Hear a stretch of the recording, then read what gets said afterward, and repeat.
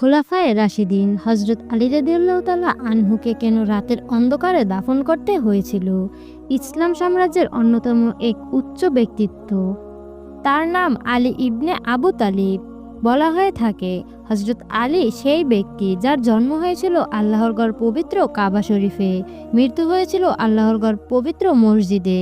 হজরত মুহাম্মদ সাল্লাল্লাহু আলাইহি সাল্লামের আপন চাচা আবু তালেবের স্ত্রী ফাতিমা বিনতে আসাদের কোলজুড়ে পৃথিবীতে তার আগমন ঘটে 601 খ্রিস্টাব্দে। ইসলামের ইতিহাসে তিনি পুরুষদের মধ্যে সর্বপ্রথম যিনি নবী করিম সাল্লাল্লাহু আলাইহি সাল্লামের সাথে নামাজ আদায় করতেন। বালক এবং পুরুষদের মধ্যে তিনি সর্বপ্রথম নুবায়তের ডাকে সাড়া দেন। মাত্র 10 বছর বয়সে ইসলাম গ্রহণ করেন। মুসলিম হওয়ার পর তার বাবা আবু তালিব যদিও যার ধর্ম ছেড়ে দিতে অস্বীকৃত জানালেও আলী রাদিয়াল্লাহু তাআলা আনহুকে কোনরূপ বাধা প্রদান না করে বরঞ্চ ভাতিজার উপরে পূর্ণ বিশ্বাস রেখে বলেন, যেহেতু মুহাম্মদ তোমাকে শুধুমাত্র সঠিক পথে পরিচালিত করবে, সেহেতু তুমি তাকে অনুসরণ করো এবং তার অতি নিকটে অবস্থান করো। এরপর থেকে নবী করিম সাল্লাল্লাহু আলাইহি সাল্লামের আশেপাশে তিনি ঘুরে বেড়াতেন ছায়ার মতো। ইসলামের যুগে সংগঠিত হওয়ার প্রায় সকল যুদ্ধে অংশগ্রহণ করেছিল আলী রাদিয়াল্লাহু তাআলা আনহু। তিনি ছিলেন একজন অজ্ঞাতভাবে যোদ্ধা।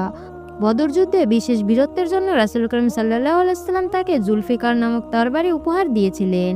হযরত আলী রাদিয়াল্লাহু তাআলা আনহু যুদ্ধে ঢাল হয়ে রক্ষা করেছিলেন মহানবী সাল্লাল্লাহু আলাইহি সাল্লামকে, যার জন্য তাকে আল্লাহর সিংহ খেতাব দেওয়া হয়। খোলাফায়ে রাশিদিনের একজন গুরুত্বপূর্ণ ব্যক্তিকে এভাবে রাতের বেলায় গোপনে দাফন করতে হয়েছিল। কিন্তু কেন?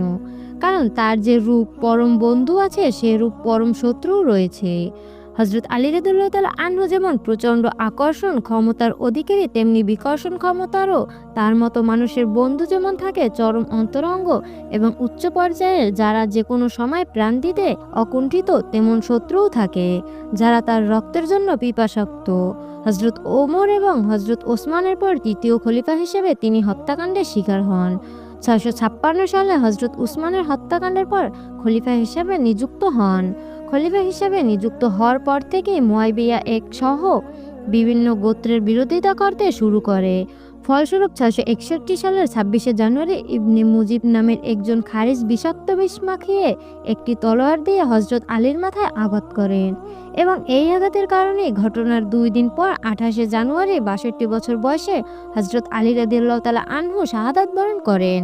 হজরত আলী রাদিয়াল্লাহু তাআলা আনহুর এত বন্ধু থাকা সত্ত্বেও তাকে রাতের অন্ধকারে গোপন দাফন করা হয়েছে, কারণ খারিজদের লোকেরা বলতো আলী মুসলমান নয়, তাই ভয় ছিল তারা জানতে পারলে কবর থেকে তার লাশ বের করে অপমান করবে।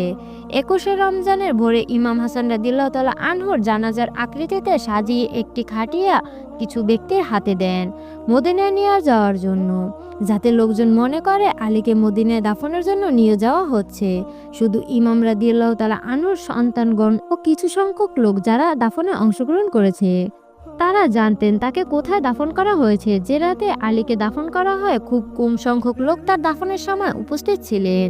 ইমাম হাসান এবং ইমাম হোসেন, সেই সাথে কয়েকজন ঘনিষ্ঠ সাহাবী, তাদের মধ্যে সামাইয়া ইবনে সোহান, যিনি আলী রাদিয়াল্লাহু তাআলা আনহুর তরঙ্গ বন্ধু এবং অনুসারী ছিলেন। তিনি একজন তুখোর বক্তাও ছিলেন। আলীকে দাফনের সময় তাদের অন্তরে যেরূপ বিরাট বেদনার স্তব্ধ এবং কণ্ঠ বায়ুরুদ্ধ ছিল, সেই সাথে মনে অনুভূতি হচ্ছিল এক প্রচণ্ড ক্রোধ। এরূপ অবস্থায় কবরের পাশে দাঁড়িয়ে যখন সবাই কাঁদছিলেন, সাহাবীরা তখন প্রচণ্ড কষ্টে মুচড়ে পড়েছিল। তারা কবর থেকে এক মুঠো মাটি নিয়ে মাথায় এবং সারা শরীরে মাখতে শুরু করলেন। কবর মাটিতে বুক চেপে ধরে বললেন, হ্যাঁ আমিরুল মুমিনিন, আমার পক্ষ থেকে সালাম। আপনি সৌভাগ্যের সঙ্গে জীবনযাপন করেছেন, সৌভাগ্যের সঙ্গে মৃত্যু বরণ করেছেন। সম্পূর্ণ জীবন ছিল সাফল্যমণ্ডিত। আল্লাহর ঘর কাবায় জন্মগ্রহণ করেছেন, আল্লাহর ঘর মসজিদে শাহাদাত বরণ করেছেন। জীবনের শুরু আল্লাহর ঘরে, জীবনের পরিসমাপ্তি তাও আল্লাহর ঘরে। আলী, আপনি কতটাই মহৎ ছিলেন, আর এই মানুষরা কতটা হীন। যদি এই সম্প্রদায় আপনার কথা মতো চলতে, তবে আসমান এবং তাদের পায়ের নিচে নিয়মিত বসিত হতো। তারা আখিরাত ও দুনিয়ার সাফল্য লাভ করত। কিন্তু আফসোস, এই জনগণ আপনার মর্যাদা বুঝেনি, আপনার অনুসরণ না করে বরং আপনাকে কষ্ট দিয়েছে, আপনার হৃদয়কে রক্তাক্ত করেছে। আপনাকে এই অবস্থায় কবরে পাঠিয়েছি। ইমাম সাদিক আলাইহিস সালাম সব শেষে প্রায় 1000 বছর পর্যন্ত নবীর পরিবারে ইমামতি করত।